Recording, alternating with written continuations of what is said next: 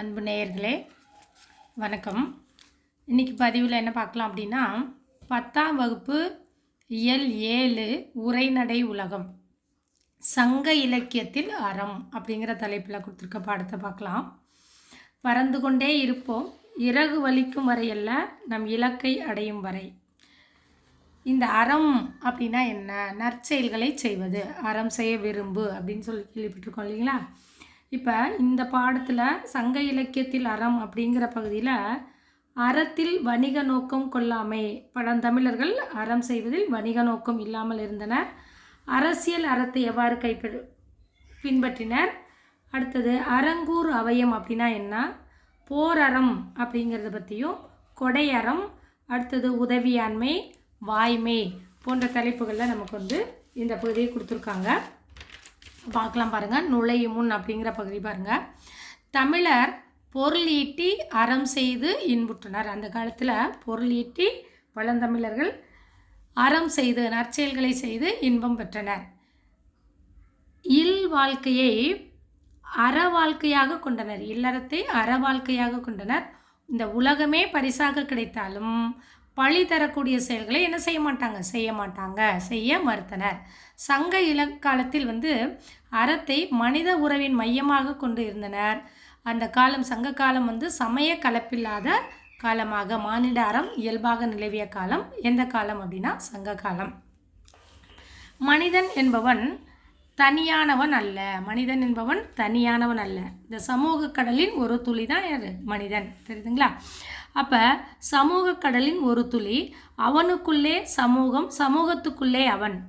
மனிதன் எல்லாரோடும் எல்லாவற்றோடும் எவ்வளவுக்கு எவ்வளவு தன்னை இணைத்து கொள்கிறானோ அவ்வளவுக்கு அவ்வளவு என்னது? அவனுடைய மகிழ்ச்சியானது பெறுகிறது. ஆமாம், தனி மனிதனாக எதையுமே என்னால் என்ன செய்ய முடியாது, நம்மளால் சாதிக்க முடியாது. இந்த சமூகத்தில் தன்னை எல்லாரோடையும் எவ்வளவுக்கு எவ்வளவு இணைத்து கொள்கிறோமோ அவ்வளவுக்கு அவ்வளவு என்னது? மகிழ்ச்சியை பெறுகின்றான். இந்த நிலையில் மகிழ்ச்சி பெருக்கில் திளைக்க வேண்டும் என்றால் அப்படின்னா, மகிழ்ச்சி பெருக்கில் நம்ம மூழ்க வேண்டும் அப்படின்னா, அனைத்தையும் ஊடுருவி செல்லும் பொது விதியான அறத்தை என்ன செய்யணும்? மனிதன் ஏற்கவே வேண்டும். அறம் செய்ய விரும்பு. அறத்தை நம்ம நல்ல காரியங்களை செய்வதை மனிதனாகிய நாம் ஏற்றுக்கொள்ள வேண்டும். இதை சங்க காலத்திற்கு பிந்தைய இலக்கியங்களில் காலத்தை என்னன்னு சொல்கிறோம்? அறநெறி காலம் அப்படின்னு சொல்கிறோம். சங்க இலக்கியத்திற்கு பிந்தைய காலத்தை, அற இலக்கியங்களின் காலத்தை என்னன்னு சொல்கிறோம்? அறநெறி காலம் அப்படின்னு சொல்கிறோம். இப்போ அறநெறி கால அறங்கள் சமயம் சார்ந்தவையாக இருந்தது. ஆனால் சங்ககால அறங்கள் இயல்பானவையாக இருந்தது. சங்ககால வாழ்க்கையில் இருந்து உருவான அறங்களே என்னன்னு சொல்கிறோம்? சங்க இலக்கியத்தில் பதிவு பெற்றிருக்கின்றன. சங்க காலத்தில் இருந்து உருவான அறங்கள் தான் சங்க இலக்கியங்களில் பதிவு பெற்றிருக்கின்றது. சங்க அறங்களானது சமயங்களிடமிருந்து இரவல் பெறப்பட்டவை, அதாவது கடன் வாங்கப்பட்டவை அல்ல அப்படின்னு சொல்கிறாங்க. அடுத்தது அறத்தில் வணிக நோக்கம் கொள்ளாமல் பழந்தமிழர் விளங்கினர். அப்படின்னா என்னென்னா, அறம் செய்வதில் வணிக நோக்கம் இருக்கக்கூடாது என்பது சங்ககால மக்களுடைய கருத்தாக இருந்தது. எதையும் நம்ம கொடுத்தா நமக்கு கிடைக்கும் திருப்பி அப்படிங்கிற ஒரு எண்ணம் இல்லாமல் இருந்தது. இப்பிறப்பில் அறம் செய்தால் அதன் பயனை மறுபிறப்பில் பெறலாம் அப்படிங்கிற வணிக நோக்கு இருக்கக்கூடாது அப்படிங்கிறத கூறப்பட்டது. பாருங்க, இம்மை செய்தது மறுமையாமெனும் அறவிலை வணிகன் ஐ அல்லன் அப்படின்னு புறநானூற்று பாடல் சொல்லுது.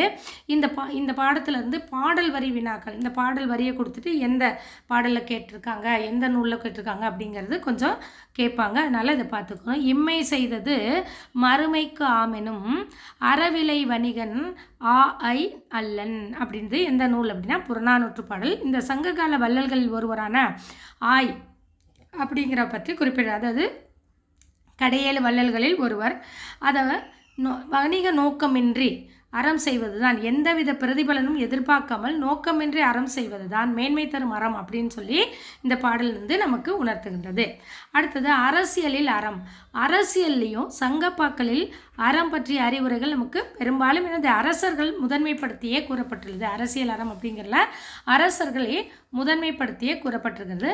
அறநெறி முதற்றே அரசின் குற்றம், அறநெறி பிழையா திறனறி மன்னர் அப்படின்னு சொல்கிறாங்க. மன்னர்களுடைய செங்கோலும் வெண்கற்ற கொடையும் அறத்தின் குறியீடுகளாக போற்றப்பட்டது. அறம் அப்படிங்கிற நற்செயலை செய்யக்கூடியது எதை குறிக்கிறது? மன்னருடைய செங்கோல். அடுத்தது வெண்கொற்ற குடை. இது ரெண்டும் தான் அறத்தின் குறியீடுகளாக போற்றப்பட்டன. அரசன் செங்கோல் போன்று நேரிய ஆட்சியை மேற்கொள்ள வேண்டும், நல்ல ஆட்சியை மேற்கொள்ள வேண்டும் என்பது நமக்கு பல சங்க பாடல்களில் வலியுறுத்தப்பட்டுள்ளது. ஒரு அரசனின் கடமை என்ன அப்படின்னு சொல்லுவாங்க. அரசனின் தலையாய கடமை அப்படிங்கிறது என்ன அப்படின்னா, நீர்நிலைகளை பெருக்கி நிலவளம். இது ஒரு அடிஷ்னல் கொஸ்டினாக கேட்பாங்க. அரசனின் தலையாய கடமை என்ன? நீர்நிலைகளை பெருக்கி நிலவளம் கண்டு உணவு பெருக்கம் காண்பதும் அதனை அனைவருக்கும் கிடைக்கச் செய்வதுதான் அரசனின் தலையாய கடமையாக இலக்கியங்கள் கூறுகின்றன. இப்போ அரசனின் சிறந்த கடமை அப்படின்னு என்னென்னா, நீர்வளம் தொட்டு நிலவளம் பெருக்க வேண்டும், குளம் தொட்டு வளம் பெருக்க வேண்டும். அப்போ உணவு பெருக்கத்தை கண்டு அதனை அனைவருக்கும் கிடைக்க செய்வதுதான் அரசனின் தலையாய கடமையாக சொல்லப்பட்டுள்ளது. இது ஒரு கொஸ்டினுக்கு ஆன்சரு பார்த்துக்கணும், என் புக்கிலேருந்து வரும். அடுத்தது, குற்றங்களை அறத்தின் அடிப்படையில் ஆராய்ந்து தண்டனை வழங்க வேண்டும் என்கிறார் யார் அப்படின்னா, ஊன்பொதி பசுங்குடையார். இதெல்லாம் கேட்பாங்க இன்புக்கில். ஊன்பொதி பசுங்குடையார் என்ன சொல்கிறார்? குற்றங்களை எப்படி ஆராயணும்? அறத்தின் அடிப்படையில் ஆராய்ந்து தான் தண்டனை வழங்க வேண்டும் அப்படின்னு சொல்கிறாரு. அரசன் அறநெறியில் ஆட்சி செய்வதற்கு யார் உதவியாக இருக்கணும் அப்படின்னா, அமைச்சர்கள் உதவினர். நன்றும் தீதும் ஆய்தலும் அன்பும் அறனும் காத்தலும் அமைச்சர் கடன் என்கிறது மதுரை காஞ்சி. மாங்குடி மருதனார் எழுதிய மதுரை காஞ்சி என்ற நூல் என்ன சொல்லுது? நன்றும் தீதும் ஆய்தலும் அன்பும் அறனும் காத்தல் யாருடைய கடமை அப்படிங்கிறது? அமைச்சருடைய கடமை அப்படின்னு சொல்லி மதுரை காஞ்சி என்ற நூல் மாங்குடி மருதனார் எழுதியது குறிப்பிடப்பட்டுள்ளது. அடுத்தது, இது ரொம்ப ரொம்ப முக்கியமான கொஸ்டின் பாருங்கள். அறங்கூறு அவயம். இப்போ நம்ம கோர்ட் இருக்கு இல்லையா, அது மாதிரி அறங்கூறு அவயம் அப்படிங்கிறது எதுக்கு? ஒரு 4 பாயிண்ட்டு அடிக்கடி கேட்கக்கூடிய வினா பார்த்துக்கணும். அறம் கூறும் மன்றங்கள் எதுக்கு துணை புரிகின்றது? அரசனின் அறநெறி ஆட்சிக்கு துணை புரிகின்றது. அறம் கூறு அவயம் பற்றி அறமரக்கண்ட நெறிமான அவயம் அப்படின்னு சொல்கிறது எந்த பாடல்? புறநானூற்று பாடல். நம்ம உறையூரில் இருந்த அவயம் தனிச்சிறப்பு பெற்றது அப்படின்னு சொல்லி இலக்கியங்கள் குறிப்பிடுகின்றன. மதுரையில் இருந்த அவயம் பற்றி மதுரை காஞ்சி என்ற நூலில் குறிப்பிடப்படுகிறது. அது துலாக்கோல் போன்று நீதி வழங்கக்கூடியது அப்படின்னு சொல்கிறாங்க. 1. அறங்கூறு மன்றங்கள் அரசனின் அறநெறி ஆட்சிக்கு துணை புரிந்தன. அடுத்தது, அறங்கூறு அவயம் பற்றி அறமரக்கண்ட நெறிமான அவயம் என்கிறது எந்த நூல்? புறநானூற்று நூல். அடுத்தது, உறையூரில் இருந்த அவயம் தனிச்சிறப்பு பெற்றது என்று இலக்கியங்கள் குறிப்பிட்டுள்ளன. அடுத்தது, மதுரையில் இருந்த அவயம் பற்றி மதுரை காஞ்சி குறிப்பிடுகிறது. அடுத்தது, போர் அறம். போர் புரிவதிலும் அறச்செயல்களை மேற்கொண்டனர் பண்டைய தமிழர்கள். இது உரை பத்தியை படித்து வினாக்களுக்கு விடையில்லை அப்படிங்கிறது ஒரு கேள்வி வரும். 3 மார்க் கொஸ்டின். தமிழர் போரிலும் அறநெறிகளை பின்பற்றினர். போர் அறம் என்பது என்ன அப்படின்னா, வீரமற்றோர், புறமுதுகிட்டு ஓடக்கூடியவங்க, சிறார்கள், முதியோர் ஆகியவரை எதிர்த்து என்ன செய்யக்கூடாது? போர் செய்யக்கூடாது அப்படிங்கிறது. அது இல்லாமல் பசு, பார்ப்பனர், பெண்கள், நோயாளர், புதல்வரை பெறாதவர்கள் ஆகியோர்களுக்கும் என்ன செய்யக்கூடாது? தீங்கு வராமல் போர் புரிய வேண்டும் அப்படிங்கிறத புறநானூற்று பாடல் கூறுகிறது. தம்மை விட வலிமை குறைந்தாரோடும் போர் செய்யக்கூடாது அப்படிங்கிறதையும் யார் சொல்கிறா அப்படின்னா, ஆவூர் மூலங்கிழார் குறிப்பிட்டுள்ளார் புறநானூற்று பாடலில். இது ரொம்ப முக்கியம். இன்புக்கு ஒன்வாடு கேட்பாங்க. தம்மை விட வலிமை, நம்மளை பார்த்து பயந்து ஓடுறவங்ககிட்ட என்ன செய்யக்கூடாது? போரிடக்கூடாது. அதனுடைய வலியவர்கள்கிட்டையும் நம்ம போரிடக்கூடாது அப்படிங்கிறத ஆவூர் மூலங்கிழார் குறிப்பிட்டுள்ளார். அடுத்தது, கொடை. கொடை அறம். கொடையும் ஒரு அறமாகத்தான் செய்தார்கள். வீரத்தை போலவே கொடையும் தமிழர்களால் விரும்பப்பட்டது. மனிதன் ஒருவன் தன்னுடைய மகிழ்ச்சியை மறந்து என்ன செய்கிறான்? மற்றவர் மகிழ்ச்சியை நாடுவதுதான் உண்மையான மகிழ்ச்சி. ஆமாம், பிறர் வாழ தாம் இன்புற்று இருத்தல் தான் நல்லது அப்படின்னு சொல்கிறாங்க. கொடையின் சிறப்பால் வள்ளல் 7 போற்றப்படுவார். கடையேழு வள்ளல்கள் 7 பேர் போற்றப்படுவார். நம்ம பழந்தமிழர் கொடை மாட்சியை புலப்படுத்துகிறது. கடையேழு வள்ளல்களுடைய கொடைத்தன்மையை பற்றி அது சிறப்புடையது அப்படிங்கிறத நமக்கு தெரிவிக்கிறது. 7 கொடை பெருமையானது எதில் குறிக்கிறது அப்படின்னா, இந்த நூல் எதுனா சிறுபான்ஆற்றுப்படை அப்படிங்கிற நூலில் பெருஞ்சித்திரனார் பாடலிலும் பதிவு செய்யப்பட்டிருக்கிறது. ஆற்றுப்படை இலக்கியங்கள் கொடை இலக்கியங்களாகவே உள்ளன. இதுவும் குறிச்சுக்கணும். ஆற்றுப்படை, பெரும்பான் ஆற்றுப்படை, சிறுபான் ஆற்றுப்படை, இந்த ஆற்றுப்படை நூல்கள் எல்லாம் கொடை இலக்கியங்களாகவே உள்ளது அப்படிங்கிறாங்க. பதிற்று ரொம்ப இம்பார்ட்டன்ட். சேர அரசர்களின் கொடைப்பதிவாகவே மாறியது நூல். பதிற்று சேர அரசர்களின் கொடைப்பதிவாகவே உள்ள நூலாகும். புறநானூற்றில் கொடைப்பதிவும் என்ன செய்யுது? குறிப்பிடத்தக்கது. அரியணை என்று கருதாது நமக்கு கிடைக்க பொருள் ரொம்ப ரேர் அப்படின்னாலும் அதையும் பிறருக்கு கொடுத்து மகிழ்ந்தனர். பலந்த அதாவது கொடை வள்ளல்கள் அப்படின்னு சொல்கிறாங்க. தயங்காது கொடுத்தலும் ஈதலால் வரும் இழப்புக்கு வருந்தாமையும் நாள்தோறும் கொடுத்தலும் கொடை பெருமைகளை பேசப்படுகிறது. வள்ளல்களானது இல்லோர் ஒக்கல் தலைவன் பசிப்பினி மருத்துவன் என்றெல்லாம் யாரு? கொடை வள்ளல்கள் போற்றப்பட்டனர். வழங்குவதற்கு பொருள் உள்ளதா என்று கூட பார்க்காமல் கொடுக்கும் பிடவூர் கிழான் மகன் யாரு அப்படின்னா பெருஞ்சாத்தன் அப்படின்னு நக்கீரர் என்ற புலவர் அவரை பாராட்டுகின்றார். வள்ளலில் பொருள் இரவலின் பொருள். வள்ளலின் பொருள் இரவலர், அதாவது யாசித்து வரக்கூடியவங்களோட பொருள். வள்ளலின் வறுமை இரவலனின் வறுமை என்று பெரும்பதுமனார் குறிப்பிடுகிறார். இதுவும் ரொம்ப இம்பார்ட்டன்ட். வள்ளலின் பொருள் இரவலரின் பொருள். வள்ளலின் வறுமை இரவலரின் வறுமை அப்படின்னு சொன்னவர் யாருன்னா பெரும்பதுமனார் அப்படிங்கிற புலவர் குறிப்பிட்டிருக்கிறார். உலகமே வறுமையுற்றாலும் கொடுப்பவன் அதியன் என்று யார் சொல்றார்? ஔவையார் கூறுகிறார். தேடி வரவழைத்தல் ஆடு கோட்பாட்டு சேரலாதனின் இயல்பு என்கிறது நச்சல்லையார்.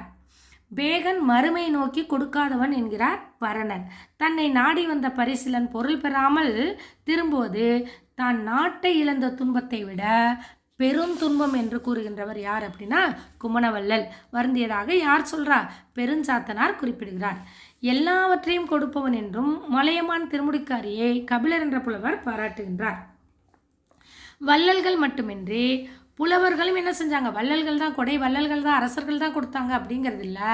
அவங்க மட்டும் இல்லாமல் புலவர்களும் ஈந்து மகிழ்ந்தனர், பிறருக்கு கொடுத்து மகிழ்ந்தனர். இலக்கியங்களானது பதிவு செய்துள்ளன. தான் பெற்றதை பிறருக்கு வழங்கும் பெருஞ்சித்திரனாரின் பேருள்ளமானது புறநானூற்றில் நமக்கு புலப்படுத்தப்படுகிறது. அடுத்தது உதவியாண்மை. பிறருக்கு உதவுதல் என்பதை சிறந்த அறமாக சங்க இலக்கியங்கள் நமக்கு எடுத்து காட்டுகின்றன. உதவி செய்தலை ஈழத்து பூதந்தேவனார் உதவியாண்மை என்று குறிப்பிடுகிறார். இது இம்பார்ட்டன்ட். இன்புக்கு ஒன்வேர்டாக கேட்பாங்க.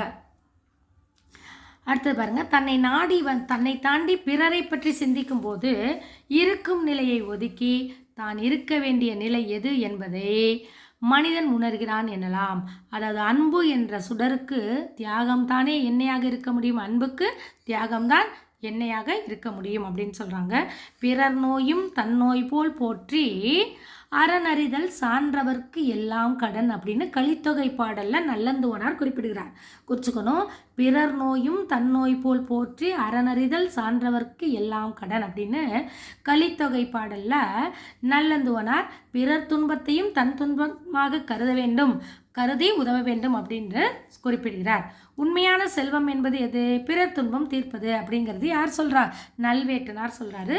சான்றோர் செல்வம் என்பது சேர்ந்தோர் புன்கண் அஞ்சும் பண்பின் மென்கண் செல்வம் என்பதுவே. நம்மகிட்ட இருக்கிறத என்ன செய்யணும்? சான்றோர் பெற்ற செல்வத்தை ஈந்து மகிழ்தல், ஈதல் இசைபட வாழ்தல் அப்படின்னு சொல்கிறாங்க. அடுத்தது செல்வம் என்பது சிந்தையின் நிறைவு. செல்வம் அப்படிங்கிறது என்னது? சிந்தையின் நிறைவு என்கிறது தமிழ் இலக்கியங்கள். நிறைவடைகிறதுனே செல்வம் அப்படிங்கிறது யார்? சீன நாட்டு தாவோவியம் என்ற தத்துவம் கூறுகிறது. உடல் உறுப்புகள் எப்படி ஒன்றுக்கொன்று உதவுவது போல சமூக உறுப்புகளான மனிதர்களும் என்ன செய்யணும் அப்படிங்கிறாங்க? ஒருவருக்கொருவர் உதவி செய்து கொள்ள வேண்டும். இதயம் இரத்தத்தை எல்லாம் தமக்கே வைத்து கொண்டால் என்ன ஆகும்? முடியாது இல்லையா? அது மாதிரி உணவை அப்படியே தானே வைத்து கொண்டால் என்ன ஆகும்? ஜீரணிக்காது. அதுபோல பிறருக்கு உதவாமல் மனிதத்திற்கு கொடும்பாவி கட்டுவது சங்க இலக்கிய காலத்தில் இல்லை. பிறருக்கு உதவி செய்தலே தலையாய கடமையாக சங்க இலக்கியத்தில் கூறப்பட்டுள்ளது. அடுத்தது வாய்மை. வாய்மைனா என்னது? உண்மை. உண்மை. வாய்மையை சிறந்த அறமாக சங்க இலக்கியங்கள் பேசுகின்றன. வாய்மை பேசுவது நாவே உண்மையான நாக்கு அப்படின்னு சொல்கிறாங்க. அதுதான் பொய்யா சென்னா பொய்ப்படு பரியா வயங்கு சென்னா அப்படின்னு சொல்லி சங்க இலக்கியங்கள் கூறுகின்றன. நாக்கு ஒரு அதிசய திறவுகோல். குறிச்சுக்கணும். நாக்கு ஒரு அதிசய திறவுகோல் அப்படின்னு சொல்லுவாங்க. இன்பத்தின் கதவை திறப்பதும் அதுதான், துன்பத்தின் கதவை திறப்பதும் என்னது அந்த நாக்கு தான். சங்க இலக்கியங்கள் காட்டும் அறங்கள் மனிதன் ஒருவன் தனியாக சமூக உறுப்பினராக இயங்குவதற்கும் அவரது பண்பு நலன்களை உருவாக்குவதற்கும் உதவும் விதிமுறைகள் அப்படின்னு சொல்லலாம். இந்த பாறை ரொம்ப இம்பார்ட்டன்ட். ஏன்னா இதுலேருந்து சங்க இலக்கியத்தில் கூறும் அறங்கள் அப்படின்னு அறம் முதன்மையானது எது, முதல் அறம், இரண்டாம் அறம், மூன்றாம் அறம்னு பிரிக்கிறாங்க. இப்போ பாருங்கள், இதில் 3, 2, 1ன்னு கொடுத்துருக்காங்க. நம்ம ஈஸியாக ஞாபகம் வச்சுக்கிற மாதிரி சொல்கிறேன். இயல்பாக அறியும் அறம் என்னது, தானாக அறியக்கூடிய அறம் முதல் தரமானது. நாம் சிந்தித்து அறிந்து கொள்ளக்கூடிய அறம் இரண்டாம் தரமானது. அதுவே சிந்திக்காமல் பிறர் சொல்ல அறியும் அறமானது மூன்றாமது அப்படின்னு சொல்கிறோம். இப்போ நாம் சிந்திக்காமல் செய்வது மூன்றாவது, சிந்தித்து அறிவது இரண்டாவது, இயல்பாக தனக்கே இருக்கக்கூடியது முதல் தரமானது. இது சங்க இலக்கியங்கள் காட்டும் அறங்கள் எப்படின்னு சொல்கிறாங்க. இதுவும் இம்பார்ட்டன்டானது. சங்க இலக்கியங்கள் காட்டும் அறங்கள் 1, 2, 3. ஒன்று எது அப்படின்னா இயல்பாக அறியக்கூடிய அறம் முதல். இரண்டாவது என்னன்னா சிந்தித்து அறியக்கூடியது. இது அடுத்தது. மூணாவது அறம் அப்படின்னு பார்த்தோன்னா தாம் சிந்திக்காமல் பிறர் சொல்ல அறியும் அறம் மூன்றாவது தரமானது.